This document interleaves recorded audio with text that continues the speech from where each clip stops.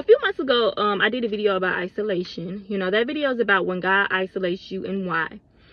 So when God isolates you, it's usually right before your journey starts, at the beginning of your journey, when he has an assignment for you or to protect you.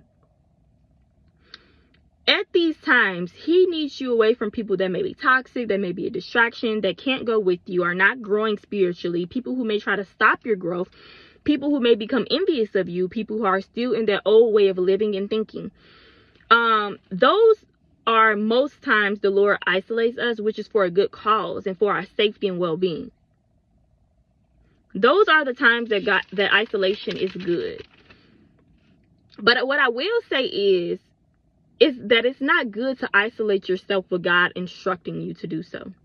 It's not good to isolate yourself throughout your whole journey, or isolate from your church and isolate from people that God has connected you with, or people that's on the same path as you.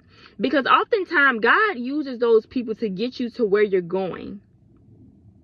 You know, God uses those people to get you, oh my goodness, God uses those people to get you to where you are going, you know, to where God is taking you.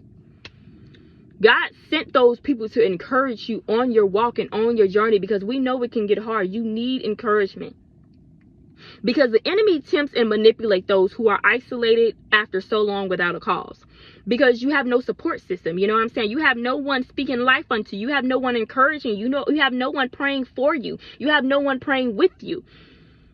And there are different types of forms of isolation. And it's not good to put yourself in isolation without a cause. You know, only isolate yourself when God is telling you to isolate yourself, or when there's a reason to. Because isolating on your own can delay and get in the way of things that God has for you. You know, there may be people that God needs you to connect with to get to where you're going. And if you're in the house isolated for no reason, baby, how you going to do that? How are you going to connect with those individuals that God is trying to send for your breakthrough? You know what I'm saying? You may have a gift that God wants you to start using, maybe at a church.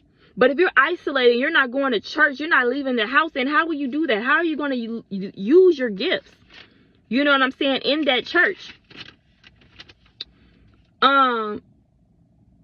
So when it comes to isolating, let God lead you, because you don't want to miss out or delay what God has for you. A lot of people take isolation the wrong way, in a different way. You know what I'm saying? We oftentimes put ourselves in isolation. You know, a lot of us, we're introverts. We have social anxiety. So we isolate ourselves